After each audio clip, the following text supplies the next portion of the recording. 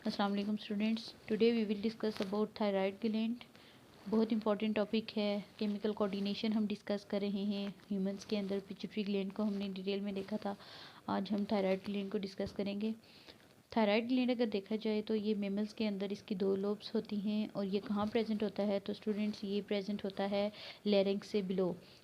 Larynx कौन सा reason है? ट्रेकिया है जो कि हवा की नाली होती है, उसका जो अपर पोर्शन है उसको लेरिंक्स कहा जाता है। तो लेरिंक्स के बिलो जो है ये प्रेजेंट होता है। और इसकी दो लोब्स होती हैं, यानी ये बाइलोब्ड स्ट्रक्चर है। बाइलोब्ड ग्लैंड है जिसकी दो लोब्स होती हैं। जैसे हमने पिट्यूटरी ग्लैंड में देखा था एंटीरियर और पोस्टीरियर लोब्स हैं, इसी तरह थायराइड की भी दो लोब्स हैं। इसकी शेप अगर देखें तो ये बटरफ्लाई शेप जो है वो शो करता है। ये जो रेड कलर का आपको ऑर्गन नज़र आ रहा है, ग्लैंड नज़र आ रहा है, बेसिकली ये थायराइड ग्लैंड है। इसके अलावा अगर हम इसकी सिक्रीशंस की बात करें बेटा कि ये कौन कौन से हार्मोन सिक्रीट करता है, तो थ्री टाइप्स जो हैं, थ्री हार्मोन्स जो हैं ये बेसिकली थायराइड ग्लैंड सिक्रीट करता है। जिसमें एक जो है वो थायरॉक्सिन है, second one is triiodothyronine and the third one is calcitonin.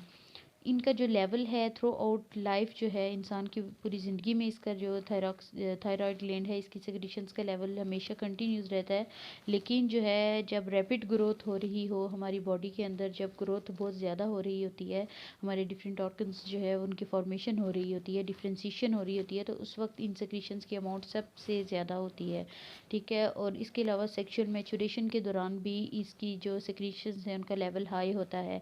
इंसान जब बालग हो रहा होता है तो उस वक्त भी थायराइड ग्लैंड की सिक्रीशंस की जो अमाउंट है वो बहुत ज़्यादा होती है। और इसके अलावा जो स्ट्रेस सिचुएशंस होती हैं, जैसे कि कोल्ड है, ठंडक है, या भूख लगी है, इस तरह का कोई स्ट्रेस अगर बॉडी पे जो है वो आता है तो उस टाइम भी थायराइड ग्लैंड की सिक्रीशंस जो हैं उनकी अमाउंट बहुत ज़्यादा होती है, उनकी सिक्रीशंस हायर लेवल पे होती हैं। ठीक है। आगे हम देखते हैं थायरॉक्सिन एंड ट्राईआइडोथायरोनिन, इनके फंक्शंस क्या हैं, क्या करते हैं ये हमारी बॉडी में।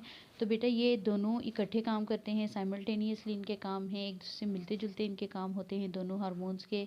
और इसके अलावा ये एक्ट क्या करते हैं, करते क्या हैं बेसिकली, तो ये हमारी बॉडी के जो बेसिक मेटाबॉलिक रेट है, मेटाबॉलिज्म जो हो रहा होता है हमारी बॉडी में, उसको इन्हांस कर देते हैं। ठीक है, इंक्रीज़ करते हैं।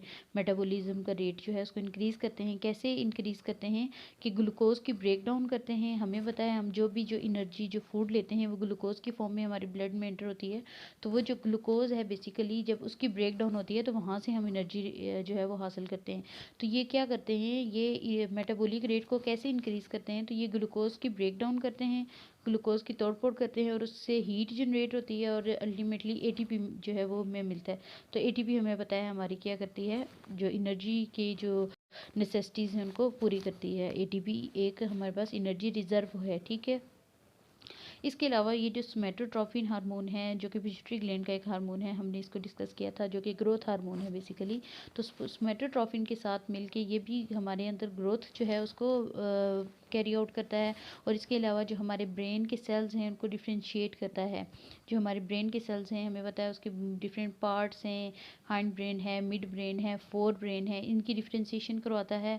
इसके अलावा जो फोर ब्रेन के आगे डिफरेंट पार्ट्स हैं, लिम्बिक सिस्टम है, सेरिब्रम है, इसके अलावा जो हाइपोथैलेमस है, इसी तरह ब्रेन के जितने भी सेल्स हैं उनको डिफ्रेंशिएट करवाता है। ठीक है, स्पेसिफिकेशन करवाता है उनकी।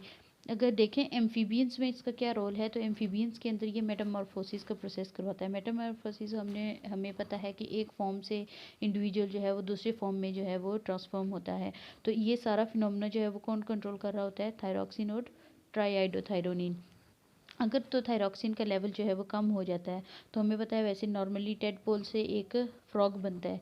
लेकिन क्या होगा अगर थायरॉक्सिन और ट्राईआइडोथायरोनिन का लेवल कम हो जाता है तो उसकी वजह से जो टेडपोल लार्वा होता है वो कन्वर्ट नहीं होगा फ्रॉग के अंदर, वो एक फ्रॉग नहीं बनता, बल्कि क्या होता है लार्ज साइज़ का टेडपोल बनता है। बजाय उसके फ्रॉग बनने से वो क्या बन जाता है, लार्ज साइज़ का टेडपोल बन जाता है। ठीक है।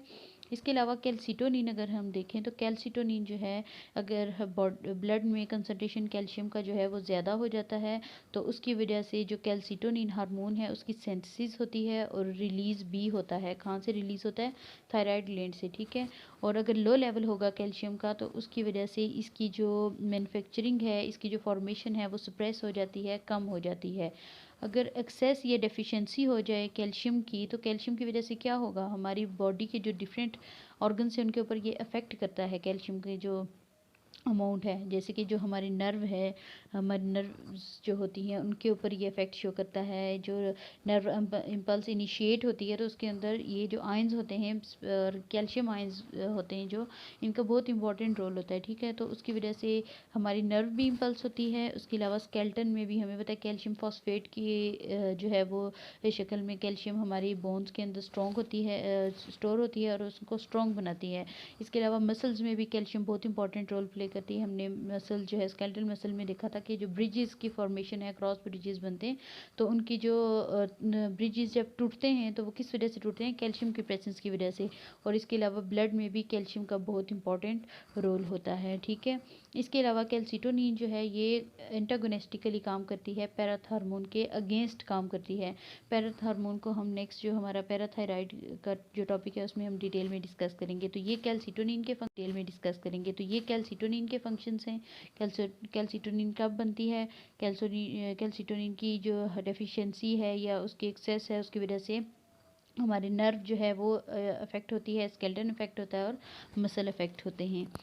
उसके बाद अगर डिसऑर्डर्स की बात की जाए कि थायराइड ग्लैंड के कौन कौन से डिसऑर्डर्स हैं इसकी वजह से, जो इसकी सिक्रीशंस की वजह से होते हैं, तो इसमें एक अगर थायरॉक्सिन की जो अमाउंट है वो बहुत ज़्यादा हो जाए, बहुत ज़्यादा प्रोड्यूस हो, तो उसकी वजह से एक कंडीशन डेवलप होती है जिसको हम ग्रेव्स डिजीज़ कहते हैं। इसमें होता क्या है कि एक्सोफ्थैल्मिक गॉइटर हो जाता है। जो हमारी बॉडी से बाहर एक हमारा गला जो है वो ज़्यादा उभरा हुआ नज़र आता है, जिसको हम गिलड़ कहते हैं अपनी ज़ुबान में, तो गॉइटर हो जाता है। और इसके अलावा मेटाबॉलिक रेट बहुत ज़्यादा हो जाता है। उन लोगों को बहुत ज़्यादा भूख लगती है क्योंकि उनका सारा जो ग्लूकोज लेवल है, ग्लूकोज है उसकी ब्रेक डाउन हो जाती है, उससे हीट रिलीज़ हो जाती है। अल्टीमेटली उन लोगों को बहुत भूख लगती है। ठीक है, इसके अलावा कार्डियक फेलियर बी जो है वो हो जाता है, यानी हार्ट डिजीज़ भी होती हैं, हार्ट अटैक भी उन लोगों में बहुत ज़्यादा होता है जिसमें थायरॉक्सिन का लेवल क्या हो जाए, बहुत ज़्यादा हो जाए। अगर हम बात करें कि ग्रेव्स डिसऑर्डर जो है इसकी काजेज़ क्या हैं, तो इसमें एक प्रोटीन जो है वो हमारी बॉडी में वो बनना शुरू हो जाती है, एक एबनॉर्मल प्रोटीन, एक डिफेक्टिव प्रोटीन जो है वो बनना शुरू हो जाती है, जो कि थायराइड को कंटिन्यूसली स्टिमुलेट करती रहती है कि वो थायरॉक्सिन को ज़्यादा से ज़्यादा प्रोड्यूस करवाए। नॉर्मली तो वो प्रोटीन हमारी बॉडी में इतनी ज़्यादा जो है वो एक्सेस अमाउंट में नहीं होती और वो स्टिमुलेट नहीं करती, जब हमारी बॉडी को ज़रूरत होती है तब स्टिमुलेट करती है। लेकिन ग्रेव्स डिसऑर्डर में क्या होता है कि हमारी बॉडी में एक ऐसी प्रोटीन जो है नॉर्मल प्रोटीन डिफेक्टिव प्रोटीन जो है वो बन जाती है, जो कि बार बार जो हमारा थायराइड है उसको स्टिमुलेट करती है कि वो अपनी सेक्रीशंस को प्रोड्यूस करे। ठीक है, उसके बाद अगर अमाउंट जो है थायरॉक्सिन की वो कम हो जाए बाय बर्थ कंजेनिटली, यानी बच्चा जब पैदा हो उससे पहले ही उसके थायराइड ग्लैंड में कोई मसला है और उसकी वजह से अमाउंट जो है थायरॉक्सिन की वो ठीक नहीं है, तो उसकी वजह से, उसकी कमी की वजह से एक कंडीशन डेवलप होती है जिसको हम क्रेटिनिज्म कहते हैं। इसमें क्या होता है कि इंडिविजुअल नॉर्मली डेवलप नहीं करता। हमें पता है थायरॉक्सिन और ट्राईआइडोथायरोनिन जो है ये ग्रोथ जो है उसको ब्रिंग करते हैं, तो जब इनकी प्रोडक्शन ही नहीं होगी तो जो इंडिविजुअल है वो नॉर्मल ग्रो नहीं करेगा। ठीक है, उसके अलावा क्या होगा कि ऐसे पेशेंट्स के जो बाल होंगे वो कोर्सी होंगे, उनके जो है वो बाल उस तरह से नॉर्मल नहीं होते जैसे नॉर्मल लोगों के होंगे। ठीक है, उनका स्टैचू भी जो है वो स्मॉल रहेगा। इसके अलावा उनकी स्किन भी जो है वो थिक होगी, येलोइश स्केली स्किन होगी, स्केल्स की तरह उसके उनके ऊपर जो है वो धब्बे से जो है वो बेसिकली होगा। और मेंटली रिटार्ड जो हैं वो होते हैं, दिमागी तौर पे वो बिल्कुल हेल्दी नहीं होते। ठीक है, इसके अलावा वो सेक्सुअली भी डेवलप नहीं करते। हमें पता है इनका जो थायरॉक्सिन है जो और ट्राईआइडोथायरोनिन है, इनका बहुत इंपॉर्टेंट